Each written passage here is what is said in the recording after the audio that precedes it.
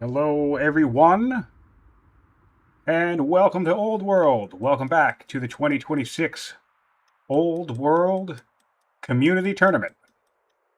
We have a special treat today. We have a first round one match between Frederik, otherwise known as Spider, up here. So I'll be probably referring to him as Spider just for the sake of the fact that it's his game name. But if you hear me calling out Frederik, we're looking at this player down here. Going to be the southern player. He has not yet picked his nation yet. We are in a Duel of the Ancients map with the water separating terrain, with the narrow path width. Yep. The map settings look correct, which is great news. That map recently received some changes. I'm just going to make sure that I get set up here on my stream. If you're watching after the fact on YouTube, appreciate you being here. Please give us a like, subscribe. And if you're watching with us live, welcome back. Okay, so the Phielp has gone with, it looks like the trait is witty. We have a witty judge. I've really been enjoying the random trait here. I know it can be a little, players are worried about if it can advantage one player or not, but I actually have been really enjoying the random trait. As a caster, it allows us to kind of like look at, it's kind of like you don't know what people are going to pick, rather than thinking, oh, look, intelligent again, or, educated again, or affable again. So it's really cool to see what options come up here with these extra traits. Really enjoying that decision. And we have a judge. Looks like we've gone for hunter capital. Makes sense. There's some camps here. Even one camp can be enough for hunters to be worth it. Of course, there's pastures nearby. So let's hop down onto Frederik or Spider and see what choice he made. We have a tactician. Again, with the witty trait, because the traits are mirrored between both opponents. We're going straight for a shrine out of the gate. We have a tactician, artisan, capital, 2 workers out of the gate. We're opting not to get a governor, which is fine. We're getting our tactician on as a general. And we're doing one of my favorite things to do with an artisan, with actually Kush. Well, actually, all artisan nations, I believe, have a growth shrine.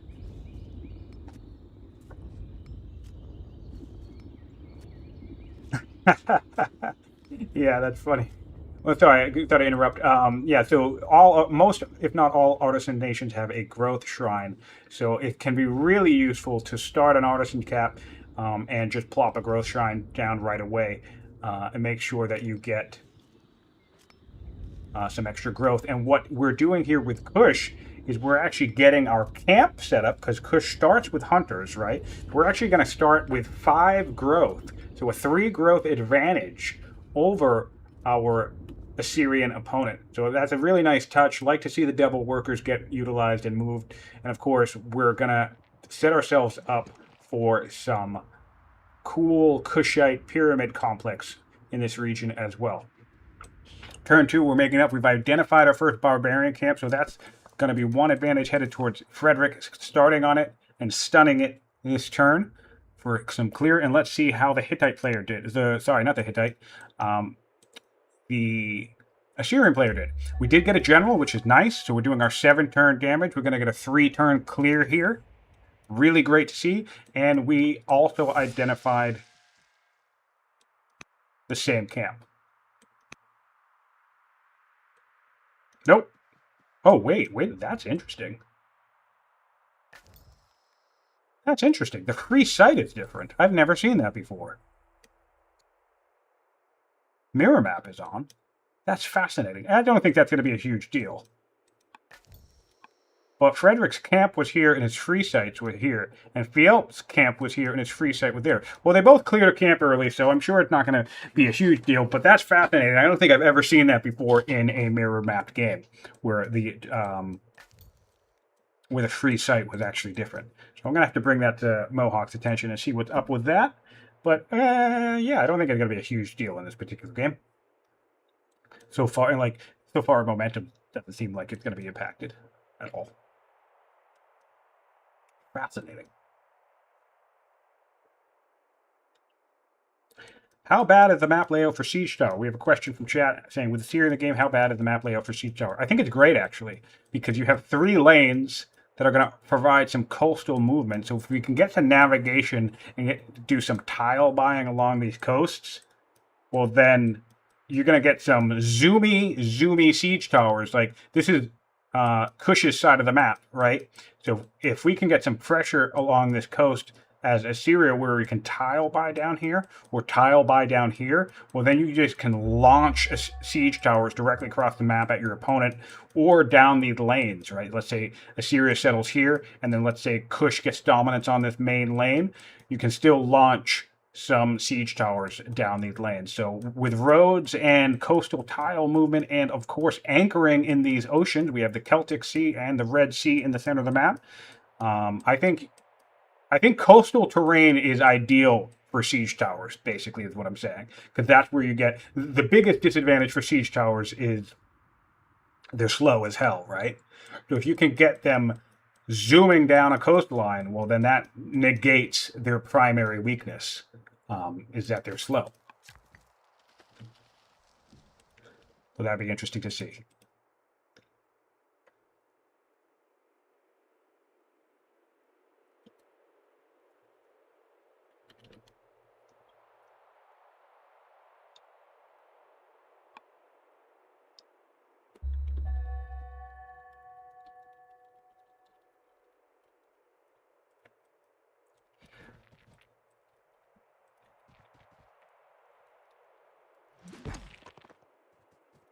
All right. I'm trying to do like 5 million different things at once. We're getting stone cutting for the Assyrians. That's our pick. Let's see if the Assyrians have anything marked. Nothing directly in their path. Nothing they're signaling to themselves. Maybe they're keeping their cars close to the vest. Nothing they're signaling to us as the caster. We did make it to this next camp. Again, we're a hero, or a general is a hero. And we're in the woods now. So there's going to be some smooth clearing down the central corridor. If we hop on over to Kush, let's see if we found a second site yet. We had a unit spawn, so we're slightly behind in terms of clear tempo. No big deal there. And of course, I think we're trying to find our second site. The Dota map is interesting because the way the sites fan out, like we have a centralized core here, but look at how it's kind of a little difficult to find where the other sites actually are. So it can take more time than you would initially expect compared to most maps to find your city sites, because even after we get this site, it's quite a ways away before we see our first lane position in this northern lane. And same thing down here. There's no sites apart from this free site down here. So you need to do some serious scouting, and you can sometimes walk right by some things. Like, let's say we scout out here, we find this, and that's fine, and we decide to keep going north. Well, we'll miss this site for quite some time.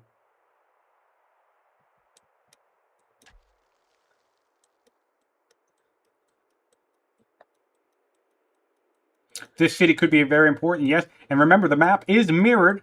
One thing I like about the point symmetry trap is that I don't know how to describe this. They're mirrored and inverted, right? So this isthmus is the exact same layout as this isthmus. It's just in reverse, right? So this site and this site are the same city site, but obviously they're on different angles of the map, which I think is really, really, really cool, especially on this particular script, because which direction the players decide to go in can be game defining. Like, if both players scout and expand in this direction, well, then you're going to have early, quick tension on this isthmus. However, if one player only comes down here and the other one goes top, you could get up in a situation where both players expand deep along the lane, and now you have two interesting tension points on opposite sides of the map. It's really, really cool. The Dota scripts are one of my favorite scripts to play on. I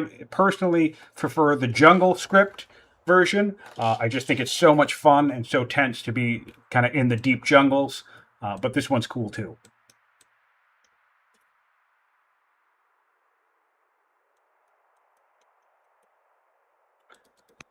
Let's see if anything's teched for the Kushites. We have Aristocracy and Navigation Cortex, also going to be 3 laws. We'll get our pyramids at Aristocracy. Navigation is going to be important on this map, both for orders, colony tile buying, and for ships. So like to see that marked out for Frederik. Spider here, the Kushite player. I'm going to bounce around between calling Spider, and Frederik. So I apologize. I'm just so used to him being known as Frederik on the Discord itself. He is an incredibly experienced player, and I've joked about this for all the times that I've been streaming. I've said that the majority of everything I know about the game I've learned through osmosis of just reading what he has to say in the Discord. Unlike me, he's not as chatty. He only comments every now and then, but it's kind of one of those things when Frederik speaks up, I listen. Or, yeah, so most of my wisdom from the early days of me learning to play this game came from just basically kind of perking my ears up and listening anytime Frederik decides to say anything. I think he always offers some unique and not often considered insight into the game, so I'm immensely happy that he chose to join this tournament. He plays multiplayer all the time. I've never played a game against him because, frankly, I'm too much of a coward to challenge him to a duel. I'm convinced he will beat me no matter what. But it would be a good learning opportunity to play him in a game sometime, so hopefully I'll get opportunity in this tournament. I also prefer network games, and he's more of a cloud dueler. But now that he's playing network, maybe I can ask him to a network game sometime, and we can finally get a match going. But I'm a big Frederik fan. And Kush versus Assyria is going to be a fun match. It's the first time we're seeing either of these picks in the tournament. So it's going to be really, really exciting. And I don't think I paid attention. Oh, yeah, it was tactics. So we have tactician versus a judge. Really like a judge start.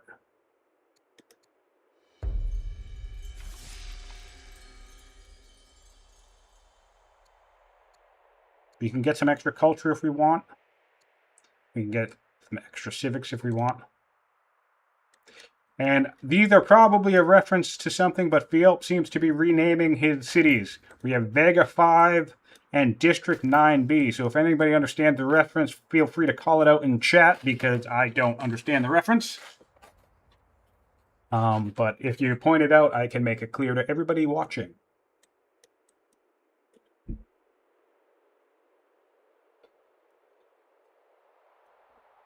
All right, second site cleared for the Assyrians. We should be making progress towards our second site shortly with Frederik. Getting the Shrine of Amani down, which reminds me, I need to check the wonders for this game. So we have the pyramids, fantastic. The pyramids of the game, the Yadokaya for the game, the Yaz is one of my favorite wonders. Kush has been picked in the tournament, haven't they? Well, there's been so much action, it's hard to keep up, man. But thanks for correcting me. Kush has been picked. What map? I'm trying to remember the match because I've been watching them all. But, yeah, it's all starting to bleed together, man. We've had like 13 games in 2 days. We have the Yaz, the Necropolis, the Apadana, the Colossus, Chthon, Museum, Mausoleum. Really nice, strong central picks. Chthon could be clutch on this map, getting it in one of these oceans. And then, of course, we can cap it off with the Circus Maximus, Hagia Sophia, Via Recta Suit, my personal favorite, the Colosseum, and, of course, the Chittagong. The Chittagong is a very fun defensive wonder. Really fun to use if you can actually make it pay off. But it's also a weird wonder because if you're relying on it, then that's not a good sign because you don't really want to be requiring free heals in your territory.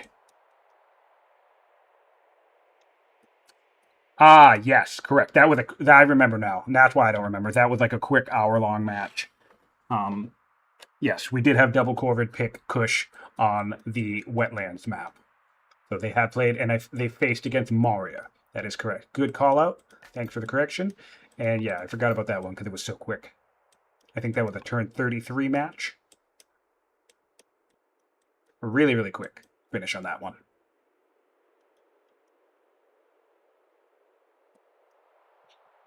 All right, so let's do some basic checking. I mean, it's turn 8. We're not going to see any surprises here when it comes to yields. You know, both players have moderate science.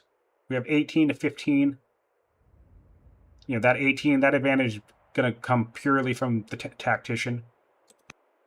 I like Judge as an opening archetype. It's one of my personal favorites. I don't play it all that often, but it is a personal favorite of mine. Nice 4-law potential rush there. Nice synergy with patrons or traders, nations. Really strong synergies there, both for different reasons. So, makes a great archetype. Great starting archetype. All right, we're making some nice progress on these quarries. We also have solid borders connection up here as well. We brought in our our hunter's seat for Kush. Starting with a worker next, a settler in the capital. I'm curious if we did... Okay, so we did a settler in the capital for the Assyrians and a slinger in the champ seat. That's interesting. So some players like to do double settler with their opener. Interesting to see that both of these players are not opting to do that. And that I like that because there's diversity there. Ooh, we have 2 irons in the central isthmus. I'm going to butcher this, but I want to say it anyway. The Bagulma Balebi Upland. I love the sound of that. So we have iron littering the Bagulma Balebi Upland. And be mindful that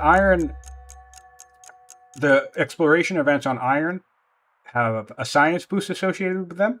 So as long as it's past turn 10, and I wouldn't be surprised if Frederik hangs out around here with his scout. He might beeline strictly across just to get eyes on his opponent. That's also valuable in dueling. But he'll probably come back and try and harvest these to roll the dice on a science boost. Oh, nice crit from the Assyrians. Smooth clearing there. And this goes back to what I was talking about, too, in terms of the direction the players are going. We have the Kush Scout on the central isthmus, and the Assyrian one is in the northern one. So that's going to be really cool to keep track of, like, who knows what about the map and which tribes and what directions they choose to clear in. I think that's my favorite thing about these scripts, that unlike like a wide coastal rain basin where the 2 players are funneled directly into each other almost seamlessly, right? With point symmetry in particular, but Dota specifically, there's way more of the should I go left, should I go down, should I go up, should I go across, and the decisions that you can make can really shape the game. All right, we're doing some decent, looking a little risky here, but I think we'll be okay. He's got 2 more hits to kill this camp. All right, so we'll clear it next turn. He'll take 3 hits. Yeah, he's got this, because this will get countered. He'll clear. He'll take another hit. So we'll be down to 4 health, and then he'll kill this guy, because this guy will have no health left from all the counter. Yeah, so he's fine up here. Going to need to do some healing. He has a settler coming online, ready to go. Assyria still has their free site, as does Kush. So both have a free site and a spare. And it does look like the Assyrians are headed north. So they're choosing the top lane for their expansion. And just to demonstrate how much this can change or shape a game, we only have 3 units, right? We're going to heal up here, and I'm assuming all 3 of these units, since we're going to start dealing with more tribal spawn or a potential camp upgrade, I'm assuming all of these guys are going to move upwards, right? So we're seeing that here. So what this means is this decision means it's going to be quite some time till we even clear this camp, our barb camp, and it's going to be much more time before we even come to the southern lane, right? So we can see that playing out here. And if Frederik were to do the opposite thing, or basically, since the map is inverted, the same thing as Assyria, they could actually expand towards each other without ever meeting each other. And that's an experience that you're not going to get on a wide, like, wetland map, not wetland, coastal rain basin map, where the only direction to go is toward your opponent. That's what I think is really, really cool about this map. And it's cool to see it play out in real time. This is my this is my second Dota map, I think, that I've spectated. But I've been playing a lot of the Duel of the Ancient script in some practice games. I'm a big fan of it. Plenty of quarries getting lined up. He's really getting his stone econ, and the Kush is really getting the stone econ rolling, which makes sense because he's going to be building lots of shrines and lots of pyramids. So you really want to establish a baseline of stone income early. And there's some great wonders on the map. Both pyramids and Yaz are fantastic wonders, especially for Kush, because Kush has an increased civics rate in general. So if you can get the Yaz and get an extra 20% on top of that, that's awesome. That's straight up solid. We're getting another settler out of Moreau. And we're going to be taking our free site next as Kush.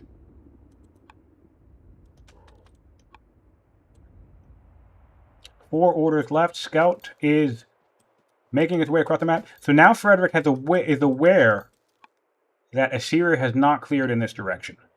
Now, we still have the weird quirk that they didn't get the same free site. So Frederik is less aware about this clearing yet. But again, that shouldn't translate to much of an issue in the game overall. The Bagulma Balabi Upland. Aristocracy on the Kushites. Stone boost on the Assyrians. Looks like we have... Well, fascinating. We have husbandry signaled for the Assyrians. So let's take a peek at what's going on horse-wise. We have some goats. We have some orders in the form of horses here. Oh, I love this. I've been waiting for a player to do this. I think about doing this all the time myself, but I always forget. I've never done it. But I've realized that you could get away with doing this. So he made a note about what time he left this city site, which allows him to approximate when it's going to respawn. That's really handy. I think the other way you could also do it is just make a note of what turn the camp is going to respawn on. And I think about that all the time, but I never end up doing it because I don't pin anything. I always forget. So that's really cool to see a player doing that, to rely on that. What else is going on in this neck of the woods before we go back to Kush? Enact centralization as an ambition. We have our settler coming out. So it looks like we're going to have some clear momentum, settling momentum on the side of Kush, because we just settled our third site on the turn that the Assyrian settler has come out. And that's going to be an advantage, by the way, of getting both the camp and the extra 3 growth from the shrine. I probably cut off a turn or two of that second settler. And we have opted to go for another artisan's location, which I like. I really like matching borders like this. And also, since we have 2 workers already, Kush can make the decision to migrate one of them over here. So he's able to do this, where even though this is not technically a military city, he's able to start a warrior in Sedenga without having to worry about the whole worker first policy, because I suspect he's going to migrate this worker in this direction and start improving this territory with the second artisan worker. It's one of my favorite things about having an artisan capital and then doing a double artisan settle. Now, obviously, he didn't open with a double artisan settle, but I really like having my next nearby city, if I can fit it in and if it makes sense, or nothing else is calling my attention. I like being able to migrate the worker nearby. Landowners and artisans are the 2 families that I very often will have one be a capital and then do something like a double, or in the case of landowners, even a triple opener, and have all 3 cities be the same family. And actually clerics is another one now too, because you can have one cleric city build the disciple, right? That would be allowed to build monasteries. And then that one disciple can just go around to your other cleric cities and build all the monasteries. Assuming you get natural spread, of course. So that can come in handy. All right, the Assyrians are making their way down the northern lane. They've met the Thracians and have engaged.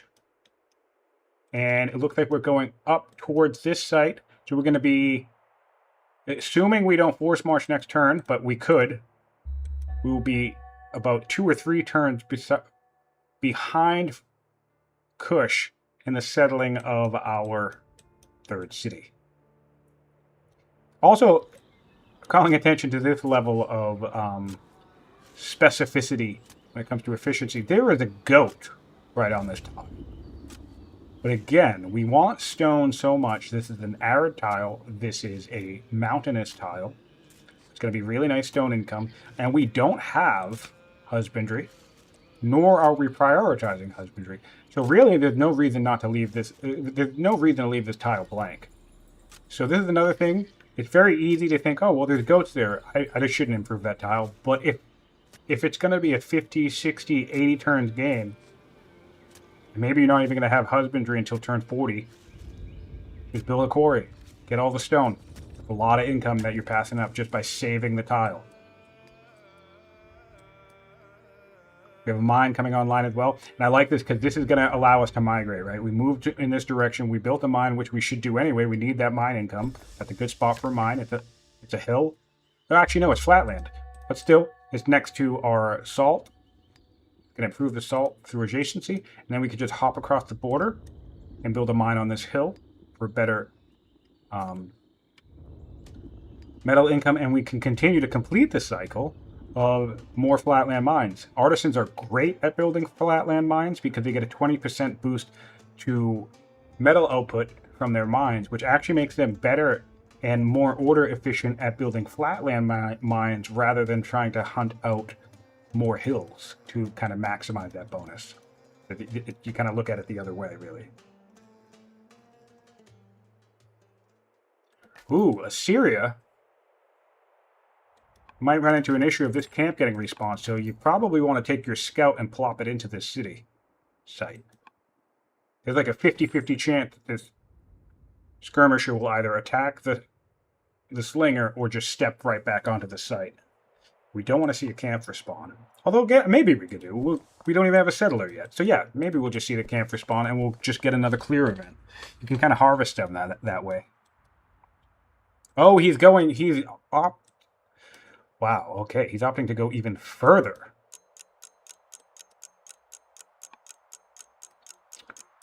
I always feel like deep dives like that with settlers are tempting. I do them myself sometimes. But I feel like they almost always backfire. I think it's not always the best idea to go deep like that. And we're putting our military shrine in El Zuma, which is, of course, our hunter's seat. It's going to get some nice border pop to these goats if we ever do decide to get husbandry. Could come in handy. And of course, it's going to give us some solid military output. In fact, I'm pretty sure the base military output of the average champ seat is 14, right? No, it's 12. It'd be 50% of 8. Well, no, because then it's also, you get, right. So it's 15. It's 15. Because the base is 8. The bonus training for the champion family itself is 2. And then it's multiplied by 50%. Or you add 50%, rather. So yeah, that's 15 training. So, I mean, this will be a 13 train city, which isn't too far off, to be honest. So that's a good position for that shrine.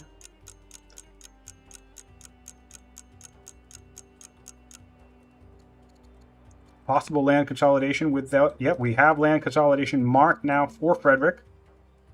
In addition to our navigation grabs and aristocracy grabs, that's going to be really clutch.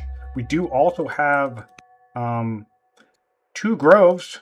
There are 2 groves in this artisan location down south at the champ seat for the Assyrians. And there's another grove right there. So there's 3 groves in the core. 4, 5, 6, 7, 8, 9. There are 9 groves on the core side of the map. That's what I can see so far. 9 groves on each player's core. So a land consolidation beeline seems highly appropriate, especially when your military seat, as called out by chat, does have camels in it. Why not? Camels are very powerful units. You can do a lot of early damage for them, with them.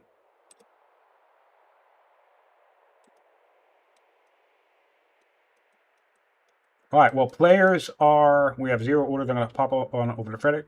I just need to step out for one brief moment. Thanks for your patience. Also, thanks for tuning in live. 16 people in chat.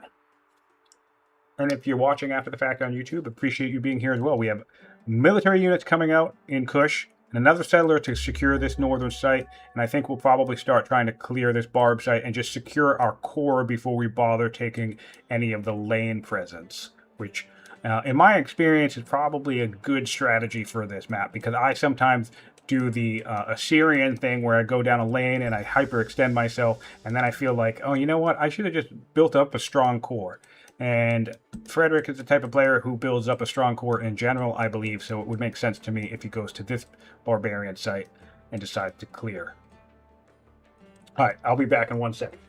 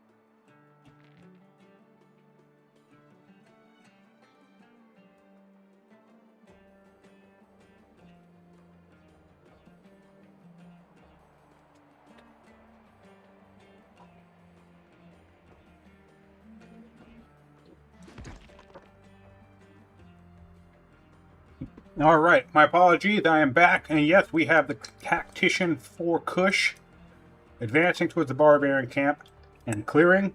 but we've been having our lens on them for a while. We have this pyramids plopped down and secured. Really nice grab. And it's right next to the Shrine of Amani, which means this is going to generate 2 orders. One for being the pyramid itself. The pyramid generates 1 order. An additional order because any wonders around this shrine generate an order. I would not be surprised if we see the Yaz get dropped down nearby as well, starting to build an early science advantage. Let's get back to Assyria and see how that's going up there. They finally managed to settle their third site. Patrons, we brought in patrons, so it's going to be champions, hunters, and patrons. and the jade is a precious resource, so this is not the worst location for them. And let's see if they picked up on the fact that this site, this map is teeming with groves. We still see husbandry marked, but no movement towards land consolidation just yet. I'm not familiar with Phielp and his experience level. He seems excited and ready to play. Our players will be playing for approximately 2 or maybe 3 hours today. And we're doing some culture harvesting down south to funnel some culture up into the capital. He probably wants to catch up a little bit to Kush. That can be a little daunting to feel like your opponent already has developing culture, especially for locking down wonders if you're worried about that. I don't know that I would send a worker out here necessarily to do this, but it's certainly an option, and I have done it. But I mean, Kush is going to beat you in the culture race anyway because they probably are starting artisans. Maybe not always, but I think of all the nations, Kush and Greece are the 2 nations where artisan capitals are arguably the most powerful, in my opinion. Oh, actually, no. And then Tamil.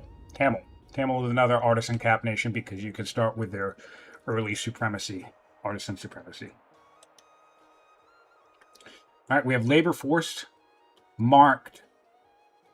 But if we're really looking for a beeline, oh, we're going for husbandry. Okay, I like that. Yeah, we're deciding that we do want these goats up and running in the hunter's seat. So we're about to grab the goats anyway. Might as well, right? That's going to be more growth, more food, good economy. We have orders nearby as well in the form of horses. And if we ever want to bring in chariots, well, here are our horses.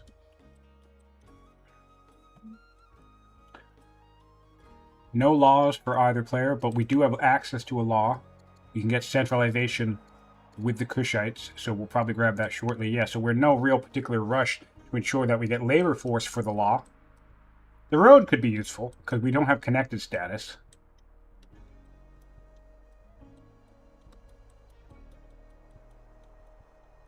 We have eyes on the Assyrian northern city. So we do know that our opponent is northbound. And it's a pretty safe bet with 2 slingers, champions, and Assyrian potential for crit, as well as 2 generals. Honestly, if you're Kush, you could probably just say that, hey, this whole northern peninsula is going to Assyria, which means strategically you have 2 options. Either you really try to contest this entrance point, but I honestly probably wouldn't, or you once you start settling this site, and we're about to, get your settler here, and this is where your main northward defense is going to be. We're thinking about this river along the coast. We're thinking about these forests. So when we're thinking about being Kush and setting up some forts nearby, probably locations like this would be good. Definitely locations like this would be good. Probably chop these woods so our opponent can't hide in them if they decide to pressure us later on. So full chop this, sprinkle some forts along the river. We have hills back here, sentinel, so I'll probably, even though there are groves here and we can get landowners, well, actually no, landowners would be clutch along this corridor. We could get landowners who are here and tile by north. That will make it harder to invade into it and make it easier to contest the Thracians. So I'd like to see that as a possibility. That would allow us to settle this. There are 2 camps here, and then we could put hunters here for the defense. But that would be opting to choose to skirmish with Assyria earlier, because we're still clearing this camp. We have units coming out. We can get up there in that direction, but I really think Assyria will clear certainly this camp, if not both camps, by the time we're really ready to contest this site, possibly.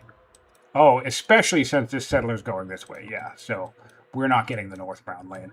I think what we're going to see here, though, is the landowner's idea come here. We're going to landowner settling, and I think we're going to start seeing Frederik tile by directly across the coast. And that's going to be really important, because as we already know, what do we talk about? We talk about the ways that which directions our players expand and explore into can define games. We're going to get Assyria, who gets this entire isthmus and peninsula to themselves, and connecting point to themselves, for a staging ground to threaten the Kushite core.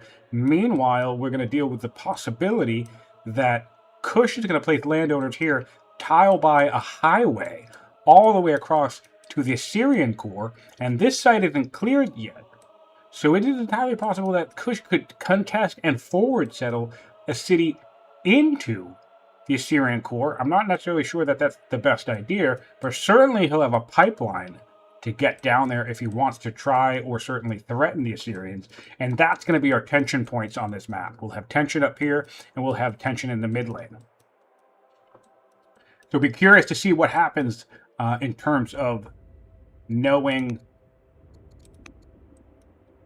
Actually, Kush has not met the Numidians. And neither has Assyria. Neither player has met these. So whoever meets them first is going to deal with the first raids, which is kind of funny. Alright, so it's Assyria's turn. Worker coming out of the champ seat. Another settler ready to go. Kush still doesn't have their 4th city yet, so we're going to catch up on tempo there. This one seems to be coming over here to settle this site, and we'll settle the opposing site maybe even a turn sooner. So that's going to be nice to pick up a little bit of that momentum that we lost by sending this settler out in this direction. Divination in 2 turns. Trapper coming out of Vega. Always nice to toss a trapper in one of these sites, because one of the camps when you're hunters, because it's really going to increase that food and growth. Going to be another net yield of 4 growth and 20 food. So cool to see that. Can make really nice strong capital. Meanwhile, the Kushites go for acolytes. I think we're going to see some pressure and contestation of Zoroastrianism. No divination on the Assyrian side yet. And so with the Kushites starting their first acolyte now, I'm going to go ahead and say that Kush is very, very likely to secure Zoroastrianism with no contest.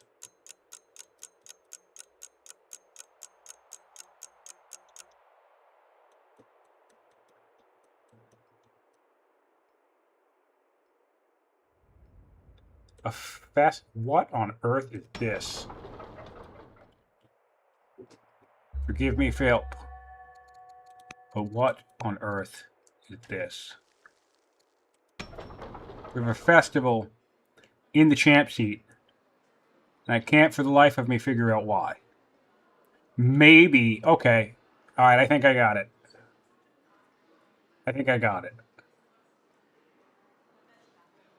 No, I don't got it. Because this is still going to be a 4-turn officer. You could do 4 turns on a slinger, then another 4-turn officer, and that you'll get that growth. Because my thinking was we're building a festival to make sure that we get 2 pop to put 2 officers in these garrisons, in these barracks, which does make sense. But we have 8 years left on the next citizen. So 4 turns to finish the barracks, we can do a 4-turn slinger. Then, with the civics output we have, it'll be 4 turns to finish an officer. So it would take 8 turns from this position. In 8 turns, we could get a 4-turn slinger and a 4-turn officer, and we'll have our next citizen to put in the next barracks. So, yeah, I can't figure out the festival. I think the thinking is about the population, but from a math perspective, you actually don't need to do that. You could get a slinger into officer and still have the citizen right on time to toss it into the next barracks. Kush keeping their eyes on the expanding Assyrians, and they did clear this one camp pretty easily. Maybe we'll get a crit. Oh, no, he's opting to heal up. Interesting. That's kind of fine, but you lost this... well, whatever. That's a level of micro that's not necessary. Tiny little things can add up, but I'm trying not to be too picky about, you know, the fact that he could have stepped here and boxed this guy, but whatever. Who cares? All right. Kush needs to make a decision here. Oh. You know what? These colors are so similar that I keep messing up whose turn it is. So, my bad. We have a first notification on the map. One turn. Oh, I think he's suggesting that he missed out on the pyramids by one turn. That does suck. He probably had gold and stuff to get to get everything. Yeah. That's always unfortunate. And that could be a morale hit. So if you are gunning for Zoroastrianism or an early wonder or some other benchmark and you have a strategy in mind, try not to let it get to you. Because, wow, this is so close. He had no choice but to settle this site. And wow. See, I was wondering why he was coming down here, right? Because of all this stuff.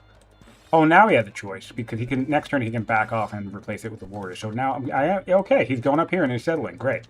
Where are we bringing the landowners in? We're bringing landowners up here, up north. So this signals to me that he is going to try and choose to contest this Thracian opening rather than create the pipe. Either one of these would have been a decent location. Either way, with landowners, you're going to get yourself early access to a coastal pipeline through the tile buying without necessarily needing to rely on colonies or navigation at all. Very, very strong perk on maps like this. So I do understand the decision to settle landowners, and I think either one of these locations would have been fine. In fact, he'll probably put a landowner city here anyway, even without the tile buying. There's groves down here. It's wide open. Yeah. We'll probably see 2 landowner cities. And then probably hunters over here if he manages to contest, because there are 2 camps in the shadows here. Alright, back to Assyria. We have a dead unit. Dead Thracian. And we can move and heal or just engage immediately with the next camp. Which I think we can see, right? Yeah, we can see that. Lots of interesting tech decisions to make. We can decide to try and go towards land consolidation. We can grab ironworking for the path to navigation. Or we could choose to do a very risky, long-term composite bow. Get ourselves an archerous power spike backed up by a ballista. I don't think we're really set up for that in this particular game, but always an option. Especially with Assyria. Can make a fun play. Kind of need to have good science. So that's more of a schemer thing. Schemer or scholar. Going straight for comp bow and ruining somebody's days with archers.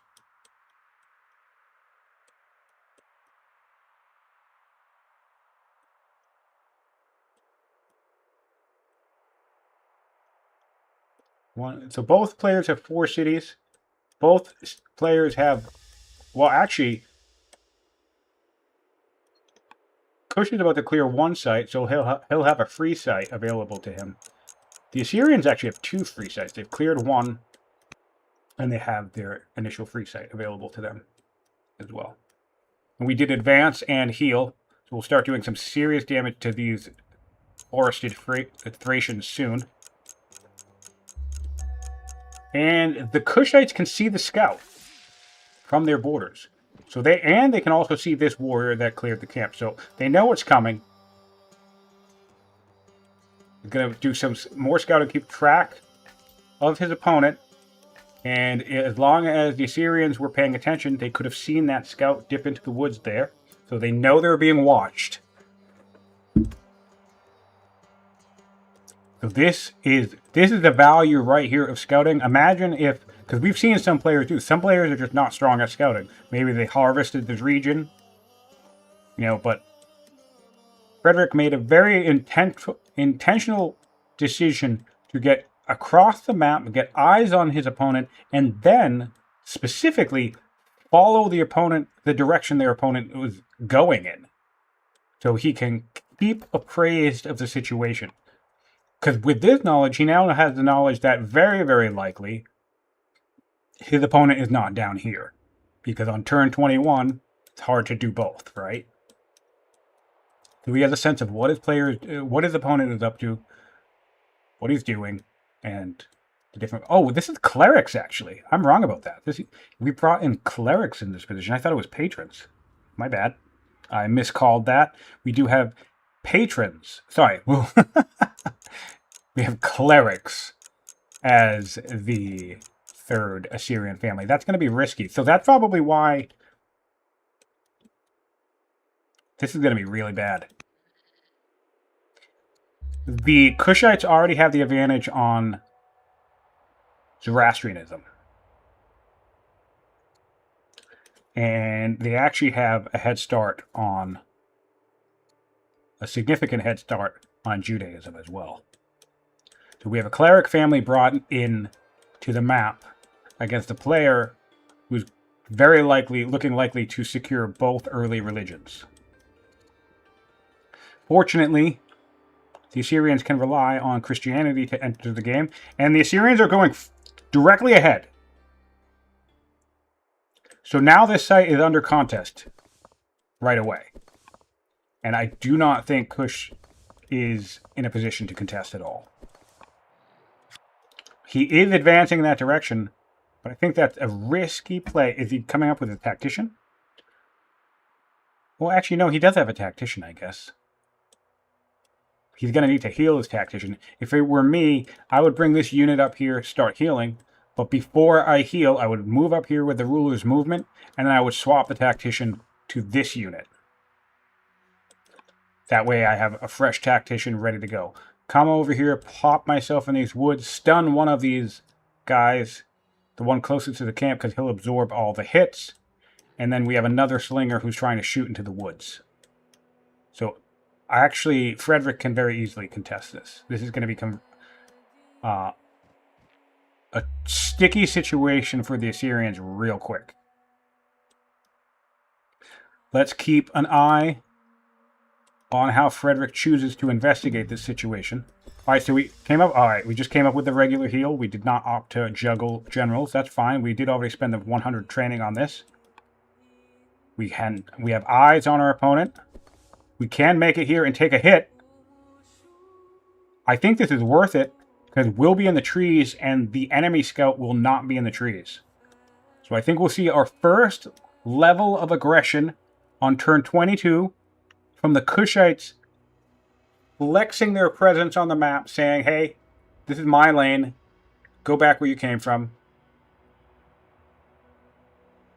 Opting to get his scout into the woods, and he's going to buy an order, or maybe he'll just wait.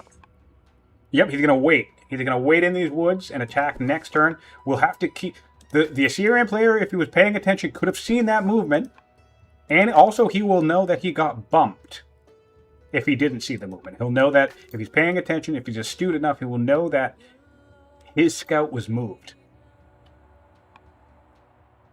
So this is the visibility of the Assyrian player. We have another note somewhere.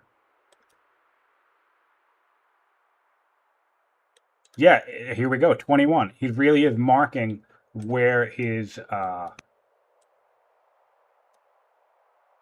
what turn he clears the camps, and I love that. Something I've always wanted to do, but I just haven't developed the habit yet. So that's really cool to see a player doing that. That's something I think is a really, really good idea. Especially if you have a bad habit of letting your camps respawn. Just leave a note of what turn you cleared it on. And then you can just reference it. Like, oh crap, I cleared it on turn 21. This is going to respawn in 2 turns. So, and not cleared it the turn that you stepped off of it, by the way, if that's exceptionally important. Because the timer only counts down when you're not standing on it. Oh, this is going to be dead. This is going to be bad news. We did not spot the presence. Okay, so we're in the woods, so that's good news. Better news.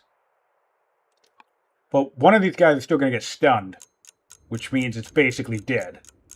Because Kush can still get into these 2 woods. So you have 2 tacticians in the woods. You could stun this one. Actually, I might even stun the one out in the open. I'm not sure. Be curious to see how Frederik plays this out. Exciting tension early on. Apprentice offers are coming out. Yep. And another barracks coming out, yeah. So I think he's doing the double apprentice thing, which is totally fine. I just think he could have had himself an extra slinger. Be curious to see if Frederik opts for border boost in this situation. 2 very high value techs. Military drill, obviously very high value. And then, of course, Polis is on the way to his beeline, but that was such a good border boost, it's really hard to pass that up. It's really going to collapse a lot of these borders along the line. He's hanging back. Patience. Exercising immense level of patience in this situation. I kind of love this. I feel like if it were me, I would already be going crazy here, and that's probably a misplay. I love that we're seeing him heal up. And I love that he's allowing this slingers to stay invisible after being pushed out of the woods. So he's going to wait while Assyria clears this site for him, by the way, for the Kushites.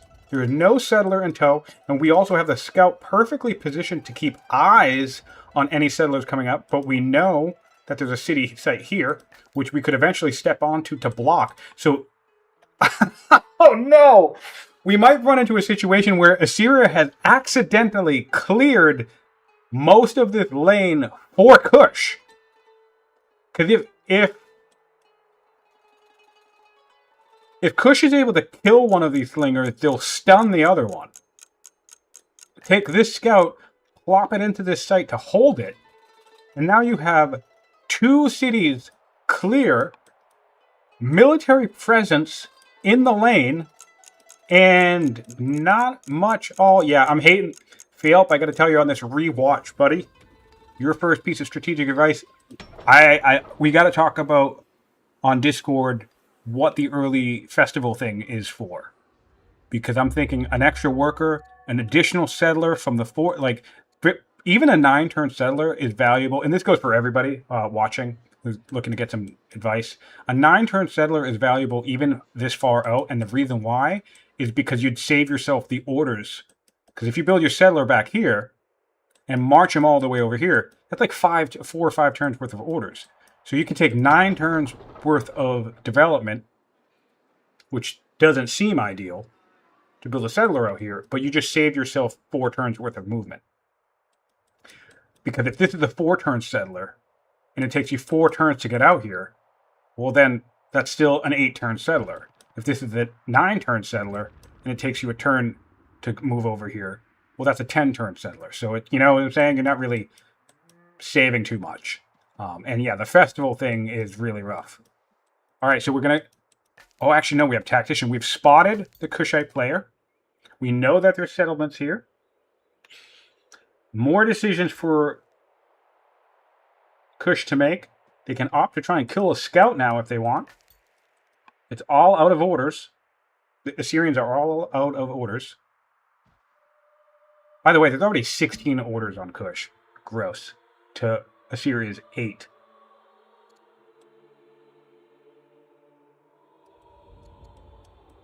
Two of those are coming from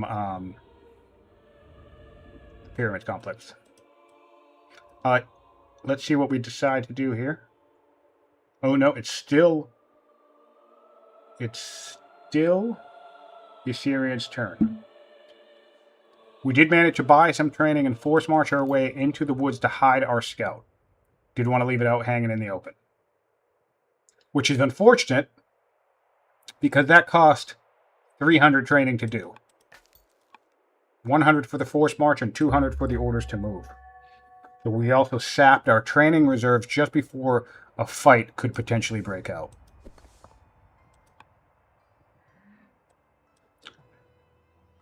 Kush has another turn to heal here. He has 3 turns of cooldown until this slinger is revealed out in the open, and his tactician is still damaged. He does not know, he does not have the awareness of where any potential incoming settlers may be. Of course, we as observer know there are no incoming settlers at the moment for the Assyrians. But for all Frederik knows, there could be a settler right here, almost ready to settle this location. And we're going in. Done. Kill. We have some zone of control here as well. So this is going to have this unit is going to have a very difficult time getting out. In fact, we also know that we just sapped all of our training reserves, so we will be able to force march, but there's not much territory we can go in. So this is a very, very tough situation for the Assyrians to be in. They have overextended themselves, and this kind of goes back to some of what I've talked about. It's like, it makes sense to drive down these lanes, and you can do it, but you got to bring the settlers in tow.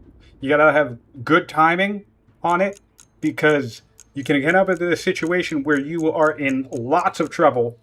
And in this particular case, Assyria has given Kush the luxury of clearing 1.5 sites for him. Not looking great already. 29 science per turn on this turn. To Assyria's, we'll pop over and take a look. 22. In fact, I just saw it tick up to 31 science for the Kushites. So 31 to 22. So Frederik is pulling some momentum ahead. And now look at this. Because of the positioning of these slingers, we are in a real tough spot about trying to secure our way out of this mess. There's a way around, but we just don't have the movement. We don't have the orders. I think, is that our only military too? Yeah, all we have remaining are the militia. That is a really, so that's a tough get. And that goes back to this festival back here, by the way. If you review this game, it wouldn't be here in time. This is minor nitpicking. So there's no way this slinger that we were talking about would have been in this conflict. But in terms of overall tempo and planning and protection, I think a slinger here, a 4-turn slinger here would have been better than a festival. And even if we're not building a settler up in sector X112 or whatever it's called, oh man, this guy's still dead. He's going to get stunned. Healing, will waste Frederik's time, though, so that's nice, I suppose. But even up here, if we didn't opt for the distant settler, you could opt for an 8-turn slinger, and that would be coming online in approximately 7 or 6 turns, which would help you in the event that Frederik has the wherewithal to maybe pressure more. I don't think he will. He strikes me as the type of player who's just going to take a lead and then keep growing the lead. But if he did decide to be aggressive here, there was nothing that would stop him from moving up at this point once he kills this slinger and just outright taking this city. He can do 3 damage to the city with 1 unit and 4 damage with another. So he can do 7 damage per city. And so we did see us switch to a slinger briefly up in sector X1, but we swapped back to the festival. And honestly, I even think swapping to this slinger might have been the way to go in that particular situation. Just abandon the festival at this point. Maybe leave it in your queue, but now is not a time for a festival. Now is not the time to party. All right, so slinger in, scout in position. Stunned. Oh, we're on Kushite's turn. We now have a stun-locked slinger in the woods. And since this is a tactician ruler, basically Frederik is free to clear this site on his own terms. There's always time for a party. Well, certainly in the Assyrian Empire, there's plenty of time to party. That's funny, yeah. Second Acolyte is up and running, or getting started now, so I think that will be a Zoro secure, which is going to be the other thing that's really going to suck for Assyria. I don't think with this pressure that we're dealing with now, there's going to be very little opportunity to worry about things like apprentice acolytes, and ranchers. So we basically are going to have a dead family until the very deep mid game, because we're going to have to rely on either a lucky spread from our opponent or Christianity coming online. Dominant position, I think, on as early as turn 25 from our very own community guru, Frederik, or Spider, as he's called here.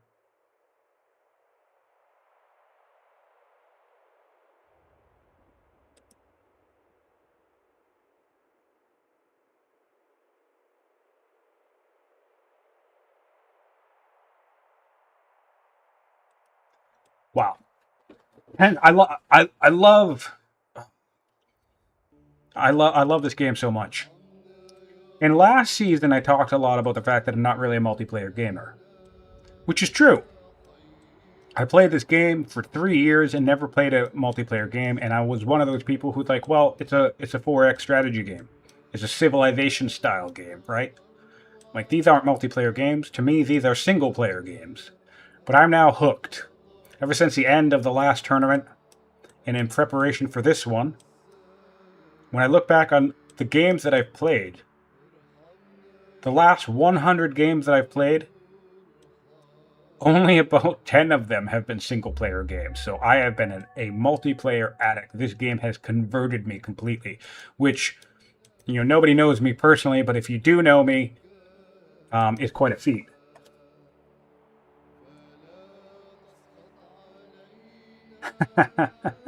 Which is true, yeah. It's true. Well, what I should say is I'm a multiplayer gamer now, and yeah, it's this game. And don't get me wrong, I used to play League of Legends a lot. I used to play World of Warcraft, so I play multiplayer games, but in this genre specifically, strategy games, to me, I play them by myself. I don't want to play with other people. I didn't like the time investment, all that stuff, but I've just become so addicted to playing this game multiplayer. I play it multiplayer all the time. And so, for anybody viewing this as a spectator and who maybe hasn't bought the game or doesn't play the game all that often, you can use that as a very strong endorsement for how awesome I think this game is, because never in a million years did I think I would be this hooked into a multiplayer scene of a strategy game, of all things. Never thought it would happen. To me, in my mind, these are single-player games. But not anymore. We have 3 settlers coming out. I wonder where they're going. We have a site over here, and we have 2 lovely locations that we can secure, courtesy of our friendly neighborhood Assyrians. Very, very exciting times. Labor force coming down the pipeline, so that's going to be great for a freedom and or slavery grab. Freedom if we want to prop up workers in all of these cities real quick, but I suspect Frederik will just jump right to slavery and increase his economy.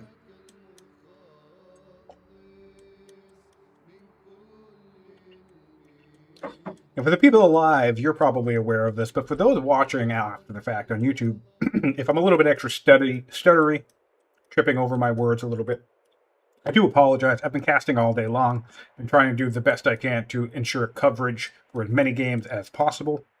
So if I'm a little off my game in this particular session, that's why.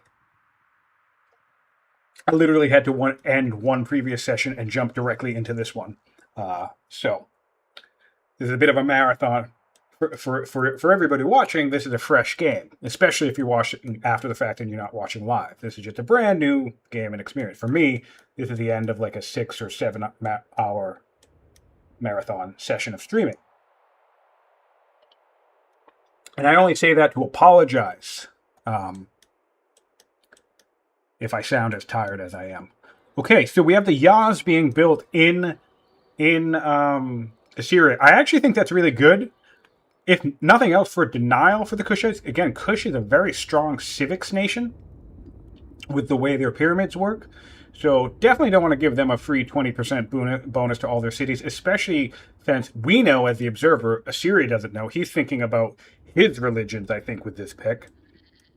But we, as the observer, know that Kush is probably going to secure both the early religions. And you need a state religion for the Yaz to work. So early on, this won't do much for us, but we will get religions eventually, which will be good. And having the Yaz, once that happens, will be handy, and especially denying it from an already growing, powerful Kush is pretty handy. And obviously, of course, it will help with culture as well. I love the Yaz personally. It's one of my favorite wonders in the game. I think it's underrated, but I think it's exceptionally powerful. Right, back to Kush. 15 orders to go. Plenty of strong economy in the core. We have our pyramid complex. Look at this. This is just so classic. I love the way of Kush. Kush with the pyramids. What a beautiful looking complex we have set up. So this is going to be offering 3 civics per turn. We already have another 3 civics from the Shrine of Amani. So this is 6 civics in the capital. We have an order coming from the pyramids and another order, 1.5 orders coming from the Shrine of Amani. So this is a classic demonstration of the power of Kushite artisan capital, especially depending on what wonders are on the map. Really like the early pyramid grabs and the use of the order. So we're getting 6 civics, 2.5 orders. Oh, sorry. And then when you add in this one, that's 3.2 orders. So 6 civics and 3 orders in the capital just from our Kushite complex and 1 wonder. Of course, that wonder is the pyramids. And then lots of solid quarry spam, lots of solid mining spam. We just got husbandry. We're getting our pastures up now. Going for orders over here in the artisans, going for goats, lots of growth potential along this river.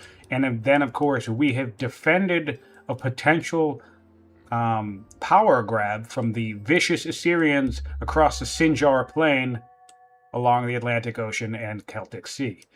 This northern isthmus has been secured for the Kushite Empire. And again, I wouldn't be surprised if they try to camp this site before it respawns. They now have eyes on the Assyrians and are very aware that there is no danger coming. Let's go back to Kush real quick just for the visibility. Yeah, very aware because, again, we just got in conflict. If there were threats coming, like an extra settler or more warriors or slingers, they'd probably be around here by now if they were like rushing to this area. And we don't see anything. So good news for Kush. He can have some confidence with the fact that he's very likely going to be able to secure this entire peninsula, which is really, honestly, is probably going to work out to be a game-defining backfire for the Assyrians, because the Assyrians came down this lane with their 2 starting units. You know, they started with 1 slinger, immediately built another slinger in their champ seat, which is, you know, a sensible play, and then went for a clear down to completely secure a lane. And but because he got too overextended without settler support to bring in more cities behind him fast enough, it's a complete reversal. Now this entire lane, the majority of it is actually going to go to Kush. So that could end up defining the fate of this game.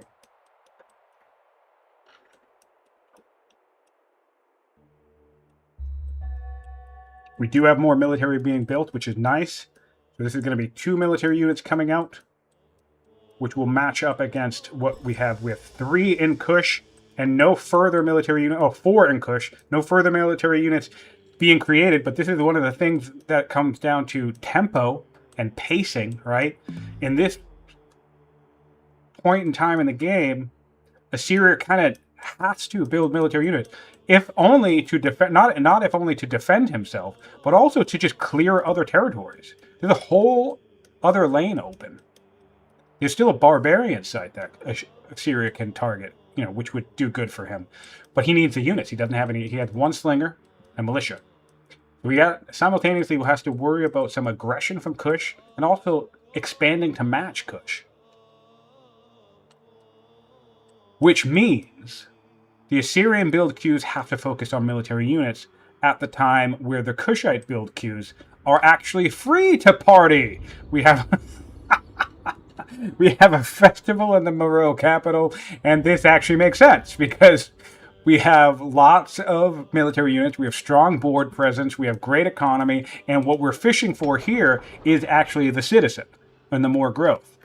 So you could run council in this situation, or you could bring a military unit, or maybe a master acolyte would be the way to go too. That's also an option because we are getting our citizen 4 turns. I might have actually done that approach personally, but Frederik is a very strong player, so I won't knock the festival choice in this case, because it does make sense for overall growth and tempo. But I've become fond of the extra orders. However, his order economy is strong. He doesn't necessarily need them, so he doesn't need to invest that time. He could be thinking about more citizens, more science. So the festival actually does make sense here. It is time to party in Kush. They're going to indulge in revelry after their victory in the north, which makes sense. That's the time to party. You party when you're winning. Or you party when you're losing. That's fine. I mean, it's always time to party, I guess. Oh, this is a frustrating thing. Look at this. We're 1 turn away. We're 2 turns away from aristocracy, but if you do the math on this, this is going to be a 158 science aristocracy. So we're going to go into the next turn on this aristocracy because we're literally less than 2 science short. We're 1.5 science short. So this is infuriating to me. If you ever find yourself in this type of situation, one thing that you can do is run around to your cities and look for governors. Does anybody get me a science? This one does, but it's not enough. We know we need about 1.4 science. That's 0.3. So you combine it, that's 0.4. Close. What about the capital? Nope, we don't have it.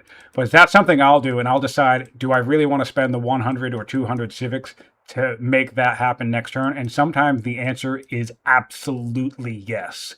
So if I can find an extra 1 or 2 or 3 science somewhere in my cities, I'll definitely do that micro to try and make it happen. But boy, is that the most infuriating thing when you're just like 2 science off of a technology. Because it costs you an entire turn. It can be annoying. So I feel you in this situation on turn 28, trying to get aristocracy Phielp.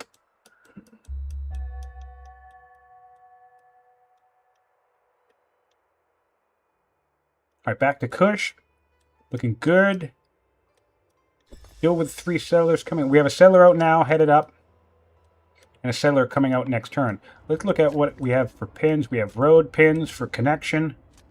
Labor force in 2 turns, so we can start working on those roads. We have training enough to force march if we want to. We can't reach, so there's no point in doing it now. We could force march next turn to settle. Or we could force march now and just try to forward settle. I think he's content to let this camp respawn and he'll just manually clear it himself. And, I mean, I can get behind that. That's fine.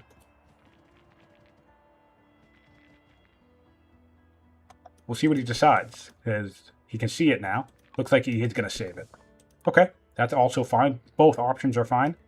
If you clear a tribal site that respawns, you'll get another tribal clear event. You can kind of farm them a little bit. It's a little bit hokey when you think about it, but something I do from time to time. Not always, but sometimes. And you get the extra resources for clearing the camp as well. Because every time you clear a camp, barbarian or otherwise, you get a little bit of resource boost. Like 50 of whatever random resource. Alright, back on to the Assyrians. Still dealing with... The nice thing about this, though, is that science always overflows. So you never waste any science, just to be clear about that. This 26 science will go into the next technology. So For me, the concern is mostly like I wanted aristocracy last turn, not next turn. You know, the turns doing things faster is always better in games of this genre.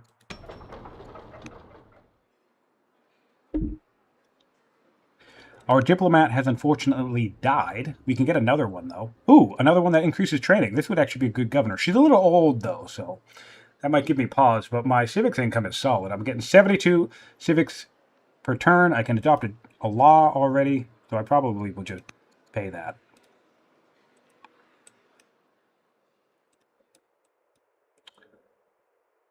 I'll be curious. All right, so this I like. I like this from Assyria. It can be easy to fall into the trap of thinking, oh no, Kush is right here, and he's got units, so I have to come up here and fight Kush. But I think the correct play here is being shown off by Phielp. He's still at risk here, by the way, but really there's nothing Assyria can do about this. Like, if Kush decides to pressure, it's still a waste of time to try to save this city. So I think the correct play here is being demonstrated in that he's going to try and clear this site and shore up a strong core. He's dealing with a big setback at this point, so every decision matters even more now to make sure he stays in the game properly. And I think the correct here is to try to make sure his core stays strong so he can hopefully come back with a strong mid-game, despite the advantages that are going towards Kush at the moment. Of course, Frederik is one of those players, much like Alcaris, much like Klaus Koala, and others of their ilk, who he just unfortunately gets stronger and stronger the game draws on. He is a player who likes to be left alone a little bit, not bothered too much, and he build up. Again, I don't say that from experience. I say that from the impression of looking at saves and discussions and just general community knowledge. I've never played Frederik, but I think he's one of those players who doesn't want to get into a tango too early and would like to just get himself a strong foundation to work with. And then he comes back swinging in the mid-game and beyond. So that's the other issue for Assyria. They're playing catch-up to what is very likely a strong late-game player anyway. Not the best situation to be in, but again, surprises can happen, upsets can happen, and you're not out of the game until you're out of the game. Kush is learned, but they are similar in strength, which is good news for the Assyrians, because the Assyrians can probably rest easy that a similar strength opponent is not going to attack them, because it is an incredible mistake to attack Assyria if you are similar in strength because of those stupid crits. If Assyria has one lucky turn, they can completely turn the tide of a battlefield. So it's very easy to lose fights that you think you should win if you're fighting against Kush. So being similar in strength, if you're fighting against Assyria. So being in similar strength to Kush as Assyria offers you some solid protection.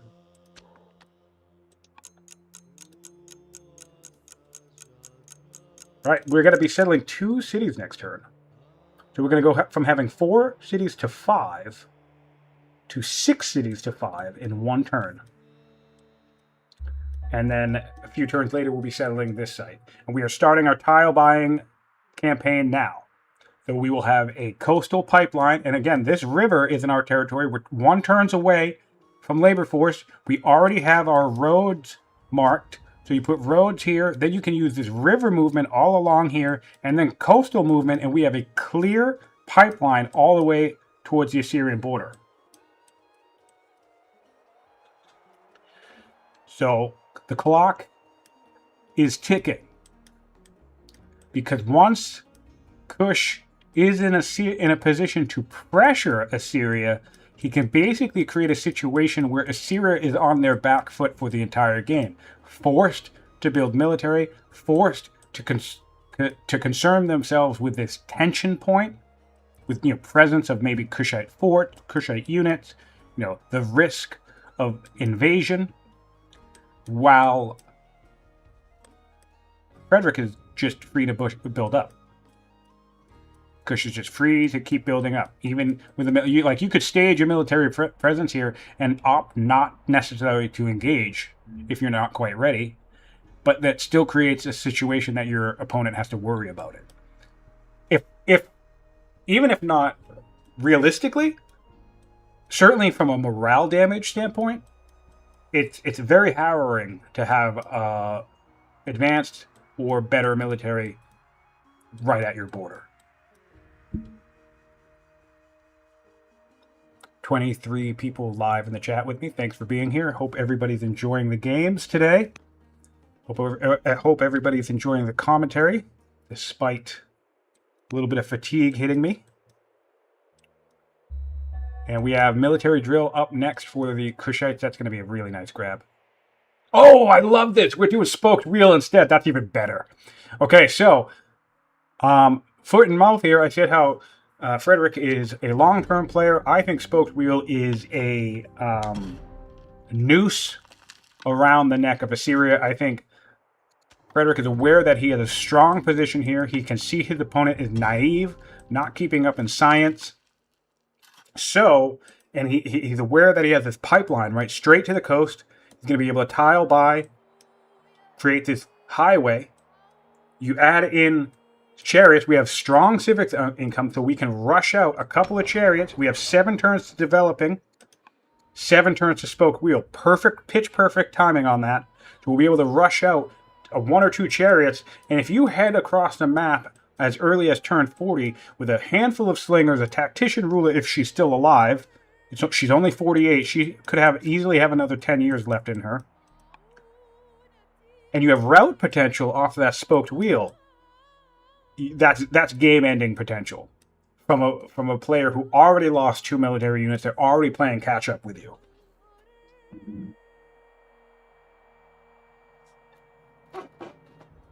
Everybody wants to see route chains. Not just me. So this is great.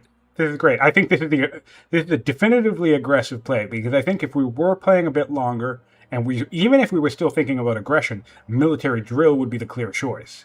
But the fact that we're going spoked wheel, I think we are thinking about this timing. They're thinking about this culture timing. We have our pasture developed already, and we have another culture timing down here, 6 turns. We can literally, for I think what it is, 380 civics, we can rush out 2 chariots easily. 2 chariots easily, send them off to war, and do some massive posturing, and maybe force an early surrender.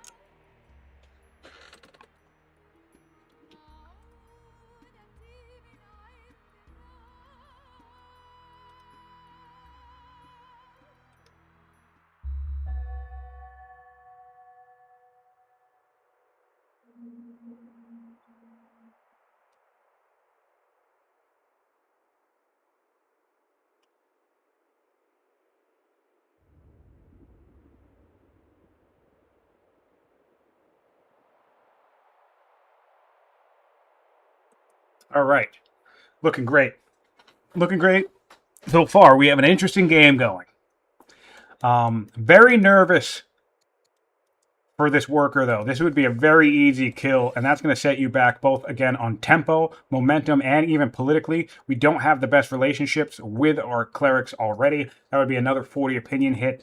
So this is such a tricky spot to be in, and this is kind of what I'm talking about with getting the slinger out instead of a festival. Maybe we'd already have a slinger coming out in the next couple of turns anyway, if not already from this city. Yeah, because what did we do? We built a festival, and then we built a miner, right?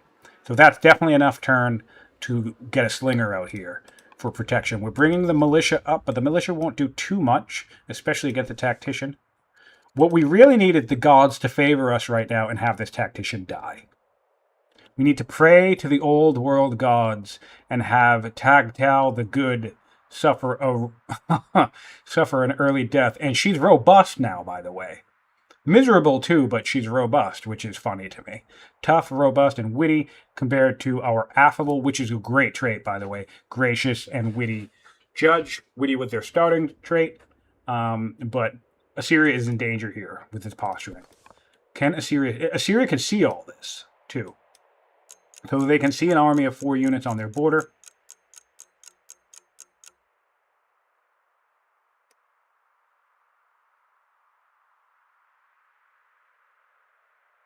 We can just pause.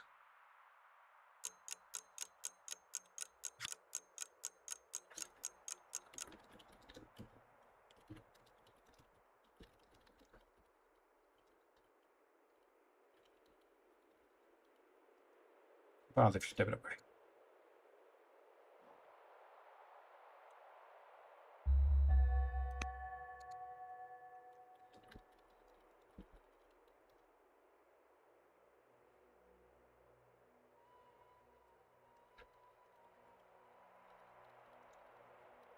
I paused the match.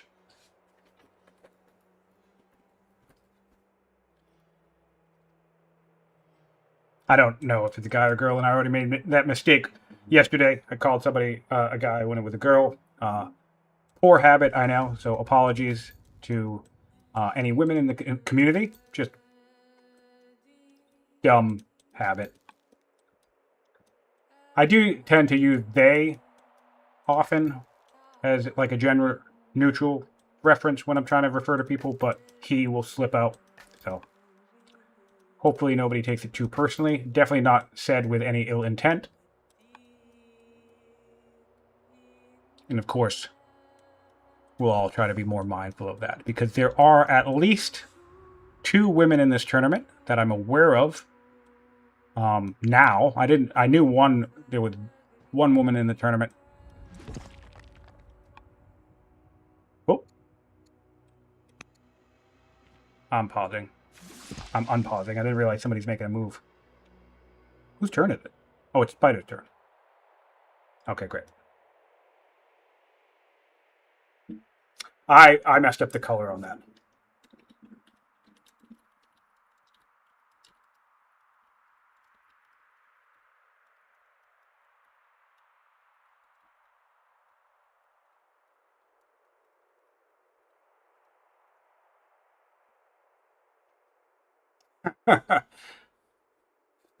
Turn. My bad.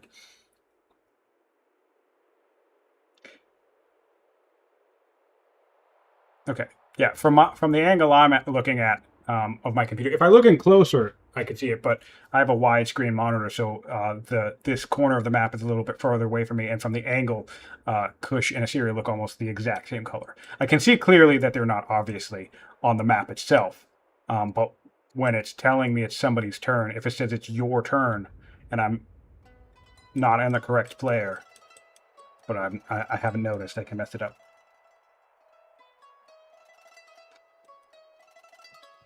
All right. So we're getting our garrisons out now, which is nice. We're starting our road network as well, right? And once it swaps over to our friend at the Assyrians, I will pause it for them.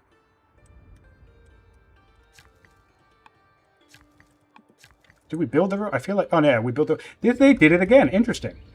So there's another person who does the hop skip. I finally had it explained to me. The idea is they're just moving.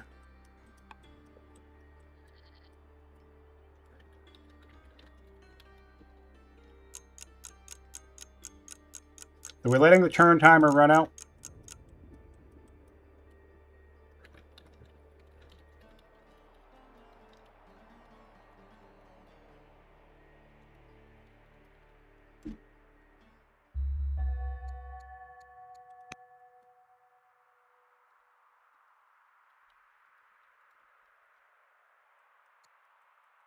I'm just going to pause it a little bit since they did the same thing for Frederik.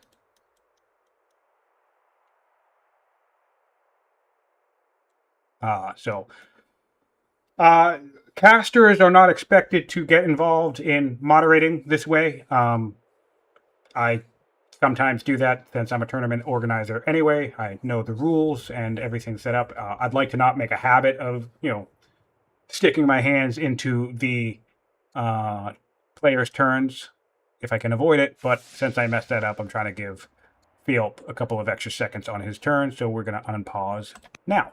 After those few military moves that he was able to make, I think that evens it out, because it wasn't until Frederik moved his military that I realized that I messed up the timer. So now both players got a couple of extra sections on a turn. They both drained their timer out on the previous turn. So regardless what happens, hopefully players feel that that moment in time went down fairly for both players.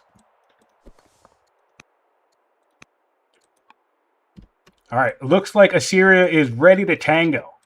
We are moving up, but again, as I said earlier, we have an order advantage for Kush. We have 15 orders for Assyria, which is not too bad. I think we're looking at 21, right? So a 6-order advantage. So even if both players are dumping the exact number of orders into this war, and we cap out at 15, which is the total for Assyria, then Kush is still getting about 5 or 6 orders that he can do economic stuff with.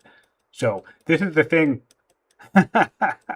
This is the thing that I was saying about creating this early pressure now, too. And I love how this just came on the tail of me saying, oh, you know, Frederik likes to sit back and wait to the end game. Of course, he's a skilled player, so he's no stranger to taking advantage of an opportunity if it presents himself.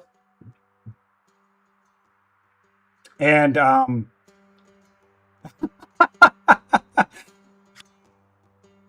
that's so funny. The Thracians, Syria just asked the Thracians for help, like in the chat. The player himself was like, help me. But the Assyrians are actually invading, the Thracians are actually invading Assyria. And Kush is at truce with them. So this is twice the invasion side. This is the other opportunity. In fact, since I missed this, I wouldn't be surprised if this is the thing that made Frederik decide, screw it, I'm going to take advantage of this opportunity. There's a tribal invasion right here. I'm not even at war with these guys, so they're not going to accidentally aggro me at all. And I'm just, let's tally-ho and go take out some Assyrians. So that's great. That's great strategy there, and opportunistic play from Frederik. Love to see it. Not looking great for Syria, but we are primed and ready for battle. And we do have a champion seat. We can do 2-turn warriors, 2 to 3 turn warriors and slingers. I think given the terrain, although we do have forests here, so we have one more. Yeah, all right. A second warrior makes sense. But if we can push Kush out of these woods, I think we want to go back to slingers, because there's plenty of open terrain out here. There's great terrain for slingers. 2 hunter slingers, though, so we don't want to chase Kush to their border. We're taking massive damage on this city, already at half health from just 4 units. But we can't really attack into a tactician, so we're going to have to back off. Realistically. If he marches towards Sector X12, he's just going to die. So he's now boxed in. He has lost the northern lane completely. Which is so unfortunate, because I feel like there was a position of dominance for Assyria. He just needed to back it up with settlers. I think clearing this was fine. Coming up over in this direction was probably okay. Still risky because you're dealing with a tactician who could come up here in the woods. But getting a settler out here faster. Again, not a festival in Sector 12. This should have been a settler right out of the gate. Just if you're watching this after the fact, Assyria, to the Assyrian player, those are the tiny little missteps. Oh, man, boy. Yeah, coming in is not a good idea. One of these is going to get stunned. And the other 2 are going to fight warriors in the woods. Or at least a warrior.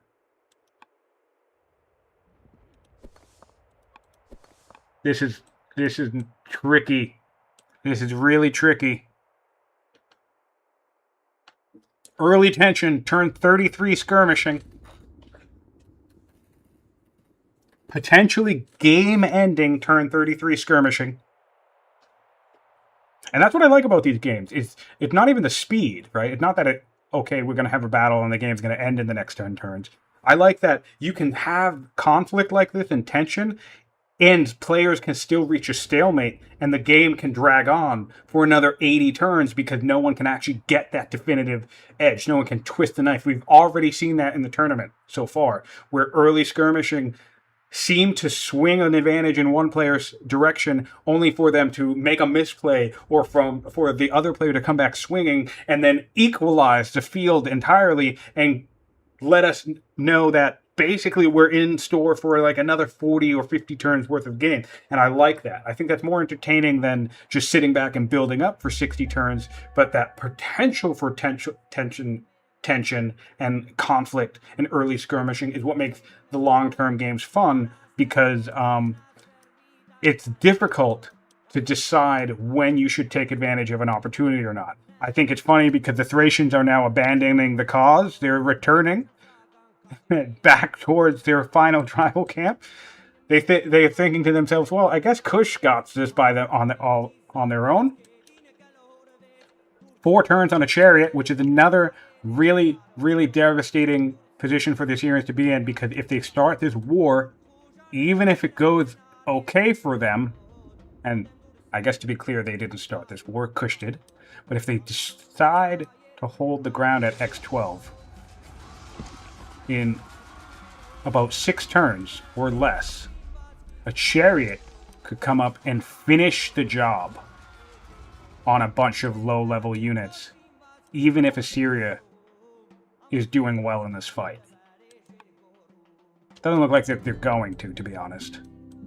We have new, so our coastal highway is complete. Look at this. A worker can get all the way over here. So a chariot can easily get to about here, I'm guessing. We'll take a look in a few turns when the chariots arrive. Look, I want to look at the civics here. I would not put it past Frederik to immediately civic rush a chariot out and go for the killing blow here.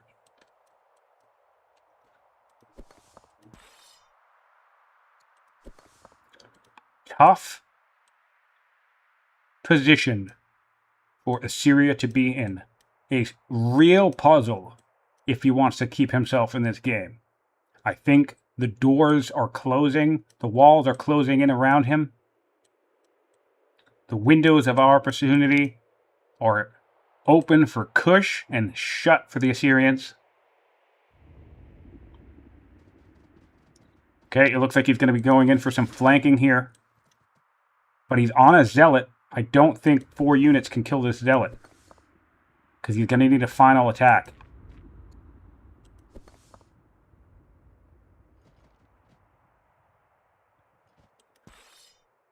No. That's going to be 9 damage. Combat math, of course, is tricky to do in real time if you're unfamiliar with it. If you're new to the game. Oh yeah, and he's still trying to clear a camp down here. That sucks. So this actually goes back to what I was saying. Is really, realistically, I think Assyria should have abandoned this site. As soon as he lost a worker and he realized he was going to lose the city, don't even bother moving units into this direction. You're better to just stage them down here, clear, and try to build up. I mean, losing an entire lane sucks, but imagine if we could make sure that we were safe up here and just kind of start clearing down here. Maybe we could get, halfway through this lane before Kush catches wise and is able to either pressure us down here or, decides to keep advancing. But I think we're marching toward the losing fight here. Especially since... Oh, I guess you'd need to force march. But I think this unit can get all the way back to this city to heal. Targeting a zealot general always feels awful. Because you're going to have to waste an entire attack just to kill the damn thing.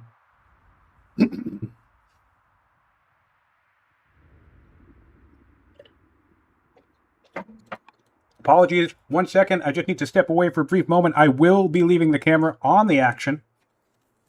So, but stay tuned or stay watching, I guess. I'll be right back.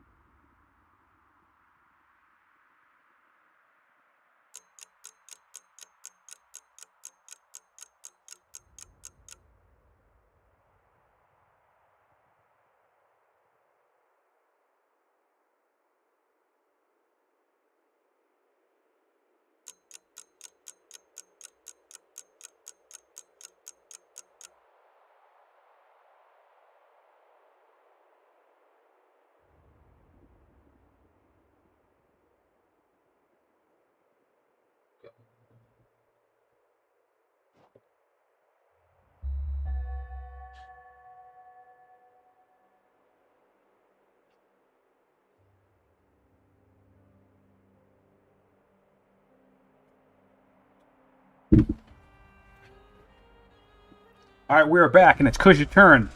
Looks like we're getting some promotion here. Ranger, that's dreadful. Or did we already have Ranger? Ranger or Besieger was just grabbed, I think, because I don't think we had both last time. We're stunning the Warrior, which is the biggest threat in this situation. The reason why you want to stun the Warrior, because it's the only one that can do the most damage to you in these woods. Everything else is a Slinger at this point, or the Militia. So, smart move, stunning the Warrior. I'll be curious if he decides to go for the kill or just secure the militias first and take advantage of... Oh, that's a crit. Giving Assyria a taste of their own medicine with that crit.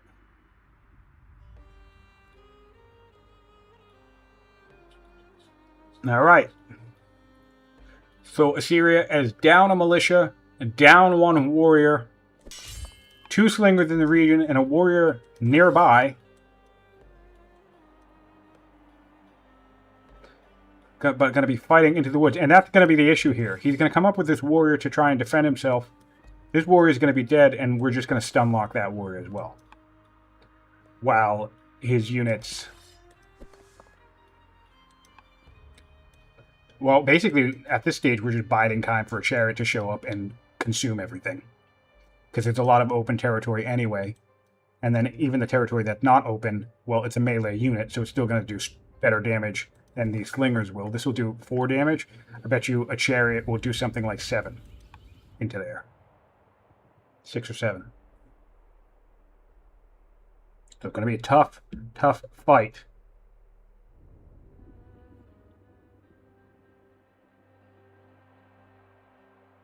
It's going to be a tough, tough fight. Morton saying, interesting he went for the city there. I think he's trying to keep a little damage on the city to keep it low. Because, again, he has stun.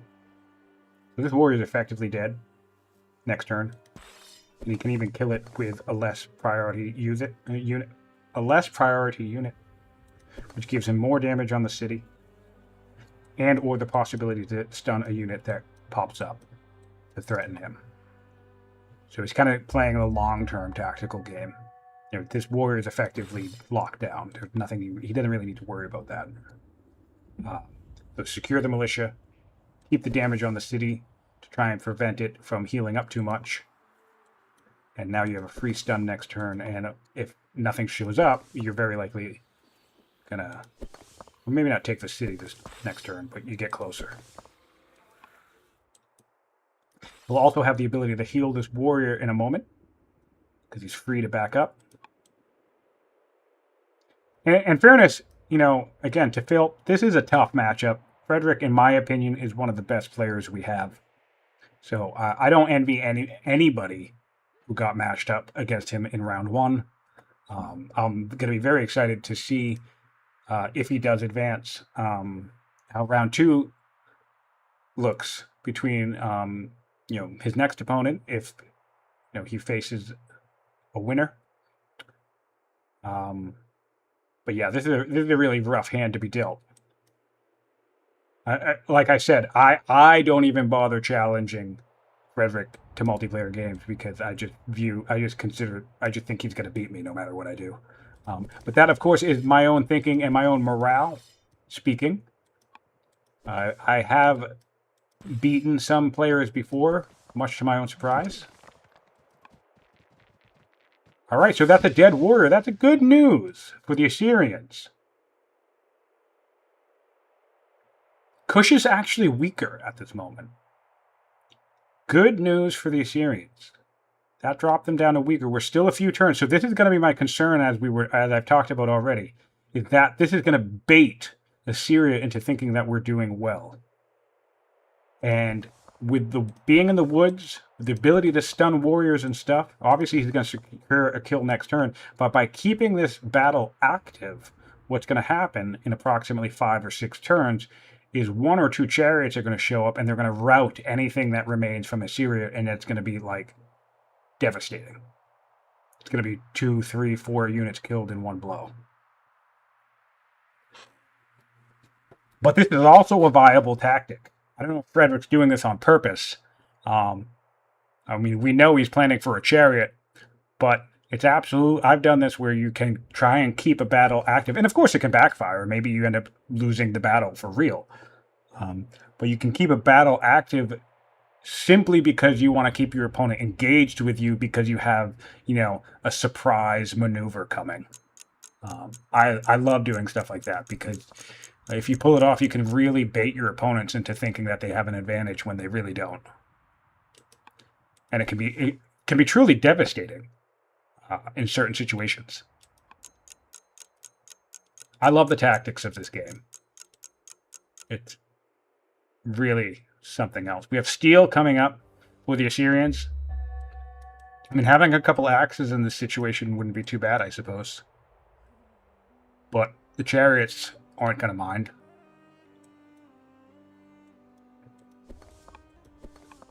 $24 orders for Kush now. Let's take a look at that before anything happens.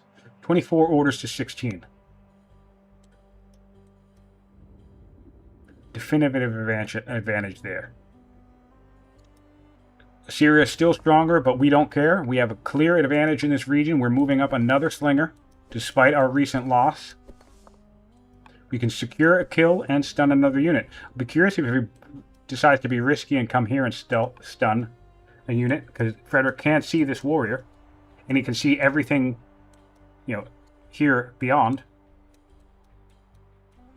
He would have an opportunity to do that. He could come right up here and stun a warrior, kill the other warrior, and do some serious damage to a slinger. Okay, we're stunning a new unit. Great. That's going to be kill secure. That's going to be another kill. And we're just left with slingers and warriors. We have 2 tacticians out here. So if this warrior comes and tries to do any damage... 3 tacticians! I didn't even notice this. Good God. So yeah, this warrior is going to get counterattacks from any angle because this triangle, there's nothing you can do to get flanking damage now at this point. I guess if you were on opposite sides. Yeah, so if he comes up here, if this warrior comes up here, he'll be able to flank and ignore the counter from the ruler. And we can get 8 damage onto the ruler. But the other tricky thing about having a front line here is that, okay, if you put 8 damage on the ruler, he's just going to back off. He's going to spend 1, 2, 3, 4 orders to back off and heal. You're really not going to do much. You need to secure kills in this particular situation, unfortunately.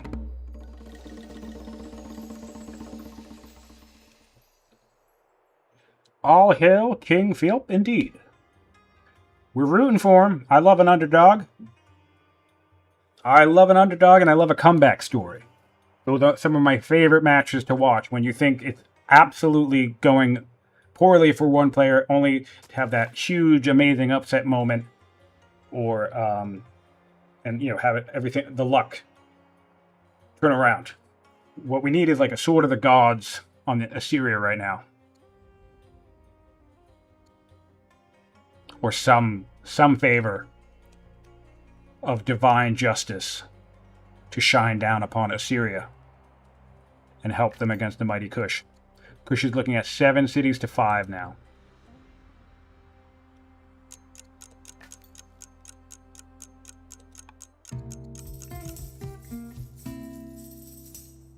$38 science to 34. See, I'll say that not too bad. With less cities, the science rate is relatively even. So this is one of the reasons why I think kind of going for this defense is a misplay. Because Assyria is pouring so many orders into this city, and if we think about what are we really losing here? Yes, a build queue, and yes, long-term strategic value, yes. But also we're just losing 3 mines. So it's like, save your orders and keep developing. Save your units, because we've been stronger this entire time. It will become harder and harder and harder to press that tactician advantage if you get this over here, and now there's 12 units to your 6, right? So marching each unit off to its death this way is not the best way to fight a defensive war when you're kind of on your back foot. The better thing to do is sit back, build up, and also keep just spending all your orders. Every military unit that moves, this is going to be 3 orders, right? Even if it doesn't attack, or it'll be 2 orders, and maybe it waits to attack next turn. Every order you're spending is something you're not doing with a worker or a scout. So, gotta be mindful. We did get this city down, though, so I'm really happy to see that. It was nice that Assyria was still able to expand in the meantime. In fact, let's take a look at the empire that we're dealing with here. Kush did find Zoroastrianism. Our economy in Syria is pretty okay, too. That's the other thing. We have pretty decent economy. Yep, we moved up, added a commander, but that's the thing. These 3 slingers are going to kill this guy. We need 9 damage. This is 4. This is 7. That's 11. Yep, so this guy's going to kill. This tactician's going to walk up here and stun him. Oh, we put the warrior in the city. That doesn't seem good. So I kind of think Assyria is shooting himself in the foot, and you can get baited into this. You can think, oh no, I can't lose the city. But you can. You can lose the city and then go on to win the game. It's entirely possible, even in multiplayer. So sometimes you just need to make tough choices and hard sacrifices. This is certainly one of those games where it's going to come down to that.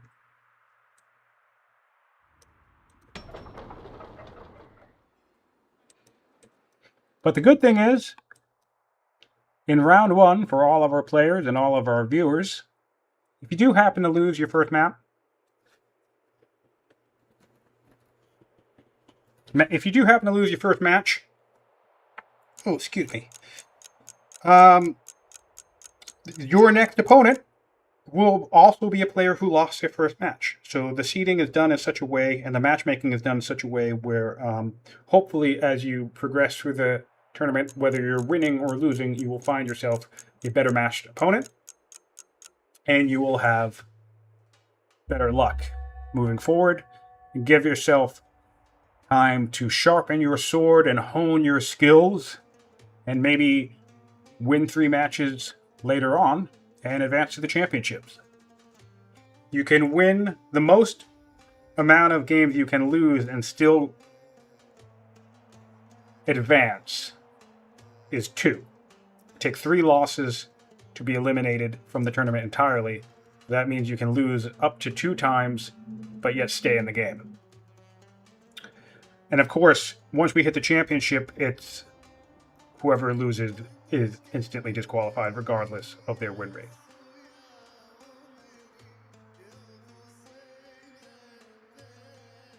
One turn away from spoked wheel.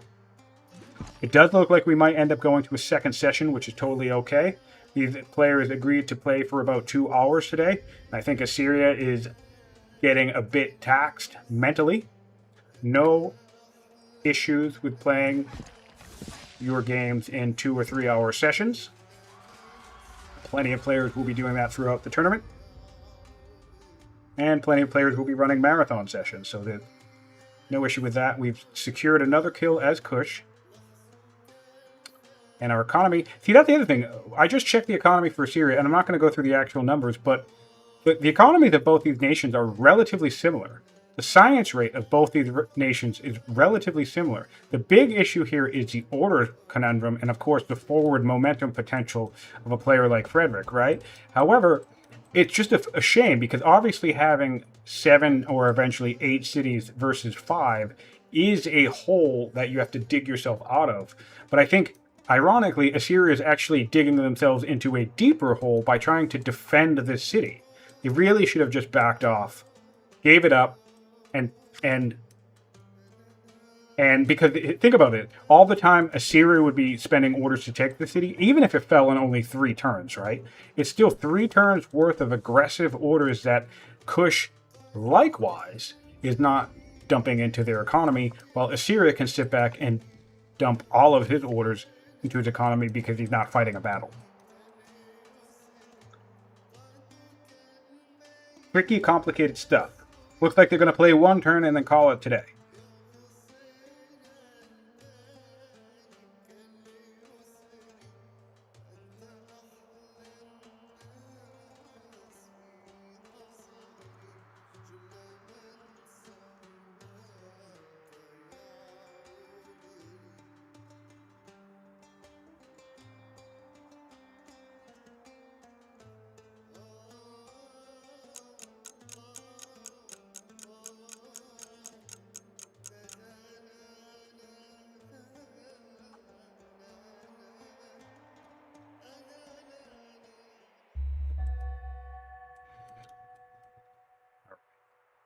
I believe this will be the final turn of Assyria, so we'll see what they do. Still thinking the correct decision here is to just bail on the city.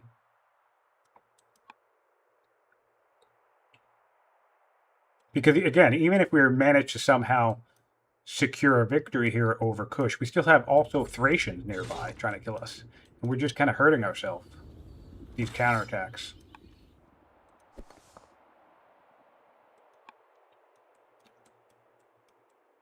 Of course, no harm in fighting to the last. But I think it puts us in a production cycle where all of our queues are going toward building units, and then we're taking all of our orders and sending those units to a city simply to die. To belabor and emphasize the point, forgive me, there was one game, and I know this doesn't sound fun, but there was one game that I ended up losing, mind you, I did end up losing, but for the entire time since conflict started, once I misplayed and suffered a really bad defeat, the only thing I could do for the remainder of the game was retreat. I lost like 3 or 4 cities, and I kept retreating and retreating and retreating every turn. And that was the only real correct choice to make, because I forget what technology I was waiting on, but I was waiting on like a power spike of some kind, and to try and make a last stand and like turn the battle around. You can't really do that if you send your units trickling to their death. And I still lost, so, again, it's not a guaranteed win, but I think you get a better chance from trying to build your power up than trying to, like, desperately grasp at a victory that is far from reach. Lessons to keep in mind. Really great opinion on our champions, though, which is a shame. Because, again, if we just had some more units, we could actually do some serious damage to these guys. 5 damage to this big tactician, not too bad. 7 damage to this one back here. Again, we have flanking issues, and we have a unit count issue, which is just really sad because Kush has been weaker most of the time. So it's just a matter of positioning and logistics that's determining this battle, really. Does Assyria have labor force? They do. So another thing about spending orders on your turns, we could be roading, which would make reinforcing this position much easier if that was our choice, to keep sending units into battle, taking up a couple of worker turns, setting up here along this river, and then starting a road network would also help us out substantially in the defense of Sector X12.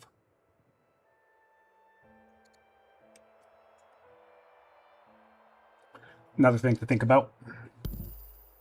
We now have a Chancellor opportunity. Wow. And we have a fantastic Chancellor. 18 civics per turn. Our Princess, 13 training per turn. 0.9 growth in each city. Really, really great grab. Nice crown on the jewel, or jewel in the crown of the fact that we grabbed Spoked Wheel. And let's take a peek and see if we're going to Civic Rush any chariots.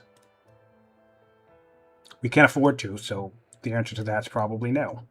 But I'm sure we have one. We're going to line one up next turn. 7 turns, and then we can Civic Rush it at half if we'd like.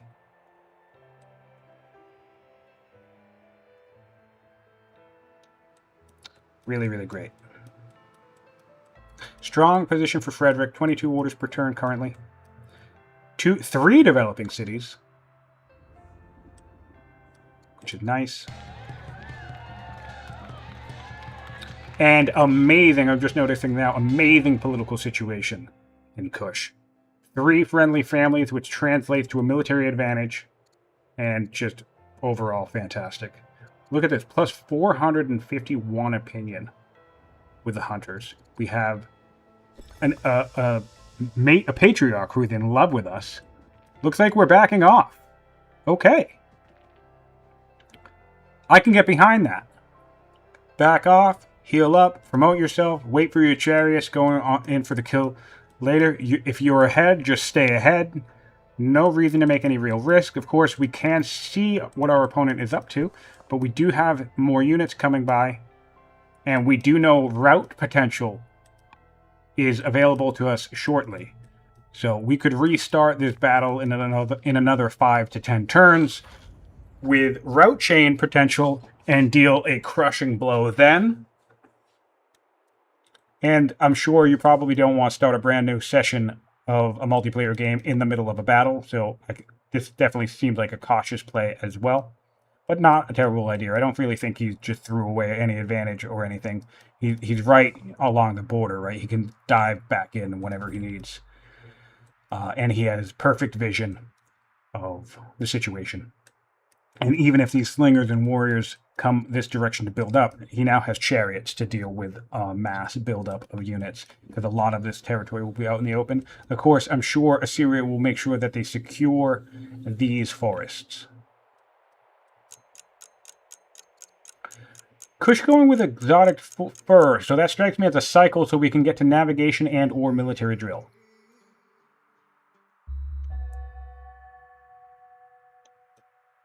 All right, that was the final turn, so I will save for them.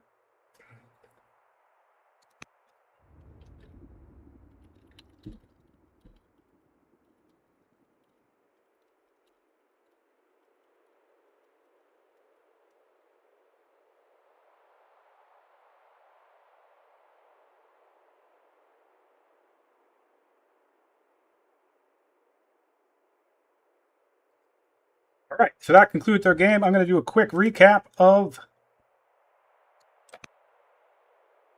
everything going down in this game. Wealth, so we're looking pretty even on wealth for both nations as well. Population, dead even between both players. Again, let's not forget that Spider Kush has 2 more cities than Assyria.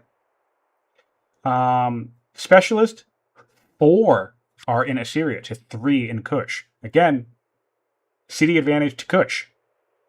Workers produce 4 and 4, right?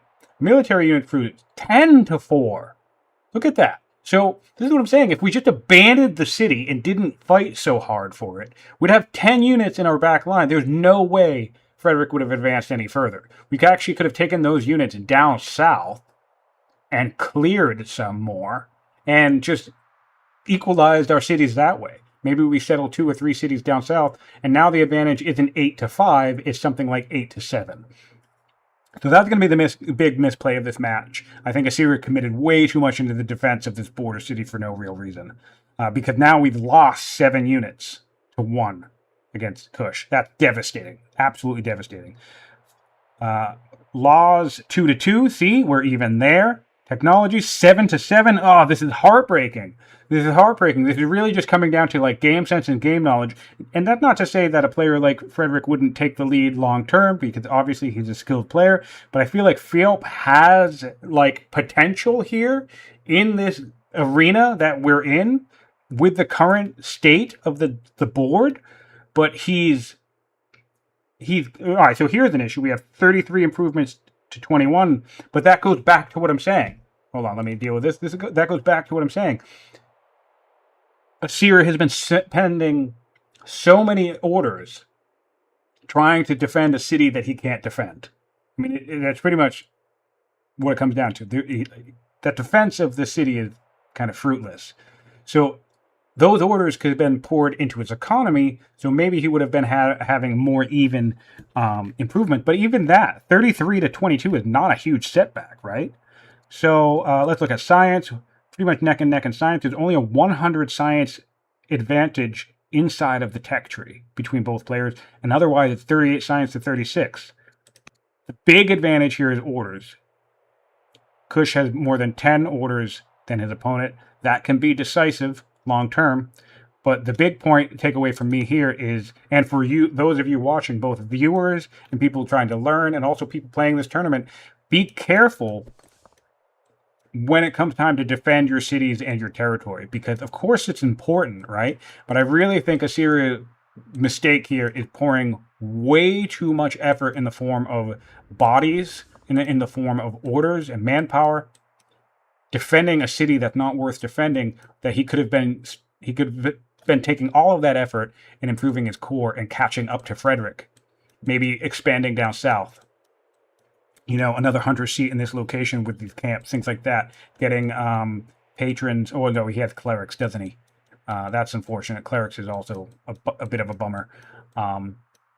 Yeah, so that's going to be my takeaway in this match, is a little bit too robust of a defense for a target that's not really worth defending. And it's going to cost us, I think, in the long run.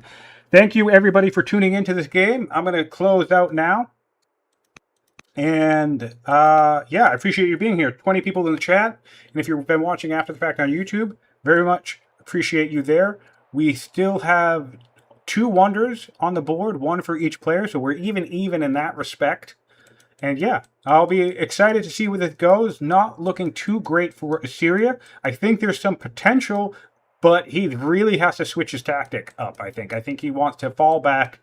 I mean, maybe now he can defend a city if he has the opportunity to build up. But we do know, of course, Assyria doesn't know this, but we do know that chariots are coming down the pipeline. So, real big problem.